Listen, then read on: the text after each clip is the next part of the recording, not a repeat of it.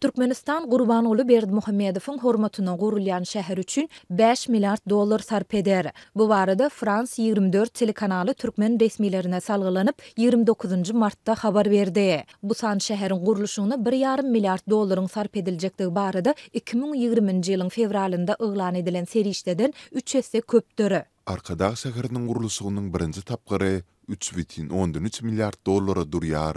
Dip Fransuz telekanaly şäheriň guruluşy boýunça döwlet komitetiniň başlygy Derýagelde Orazowyň aýdan sözlerini tistirledi. Orazow ikinji tapgyry çaklamalara görä takminan 1,5 milliard dollaryň sarp ediljekdigini hem belläp, taýykçykdagynyň möçöriniň tender yglan edilenden soň belli boljakdygyny aýtdy. Düýbi Parijde ýerleşen telekanal girdejisiniň köp bölegini ummasyz gaz gorlaryndan alýan Türkmenistanyň umumy içerki önüminiň bütün Dünya Bankynyň habaryna görä 45 milliard dollar töwereginde hem ýatladýar. Ahal welaýatynyň täze dolandyryş merkezi bolan Arkadağ şäherini gurmak karary 2019-njy ýylda Türkmenistandaky agyr ykdysady krizis wagtynda yglan edildi. 2020-nji ýylyň fevralynda türkmen häkimetleri bu guruluşyk taslamasyna 1,5 milliard dollar sarp ediljekdigini habar berdiler. Häzir köpçüligi ma'lum edilen sanlar ozolky yglan edilen serişdeden 3 hesse gowrak köp bolup, täze sanlar barada häzirlikçe berk döwlet gözegçiligindäki metbuat serişdelerinde maglumat göze ilmeýär.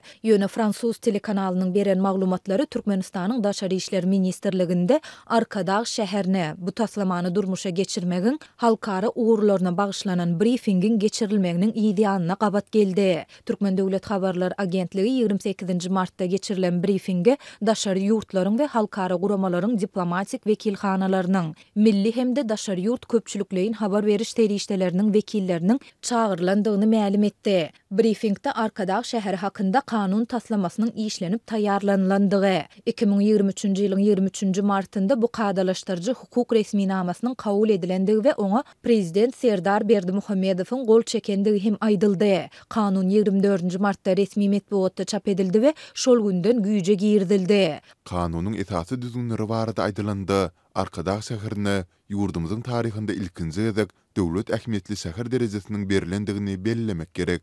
Diýilip resmi habarda bu derejäniň jikme-jiklikleri aýdyňlaşdyrylmaýar.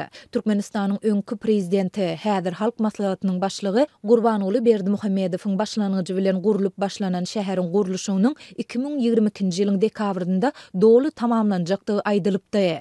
Emma türkmen häkimetleri bu senede şäheriň guruluşyny tamamlamagyň deregine oňa Arkadağ adyny dakmak barada karar kabul etdiler. Bu adyň saýlanylmagy tötäneýin bolmady. Arkadağ prezident Serdar Berdimuhammedowyň diňe bir kakasynyň lakamy bolman, eýsem onuň özüne de käbagt Arkadağ ýa-da Arkadağly Serdar diýilip ýüzlenilýär. Milliardlarça dollarlyk mega proýektiň guruluşynyň maliýeleşdirilmegi bilen baglanyşykly çynlakay meseleleriň bardygy barada Azatlygyň habarçylary ençeme gezek maglumat berdiler. Taslamanyň detgalarynda işleýän işçileriň aýlyklarynyň tölenmeýändigi şeýle-de häkimetleriň Arkadağdaky guruluşyklar üçin beýleki sebitleriň hasabyna serişdeleri köpöltmegi meýilleşdirýändigi habar berildi. Mundan başga da Aşgabatyň şäher guruluşyk idaralarynda işleýän hünärmenler Arkadağyň proýektiniň düzülüşinde seismik howpsuzlyk nukdaý nazaryndan kemçiligiň köpdigini, gurulan binalaryň hiliniň pesdigini duýdurdular. Munyň ýanynda döwlet baş tutany ýurtdaky guruluşyk işleriniň ýokary hilli bolmagyny tapşyrdy.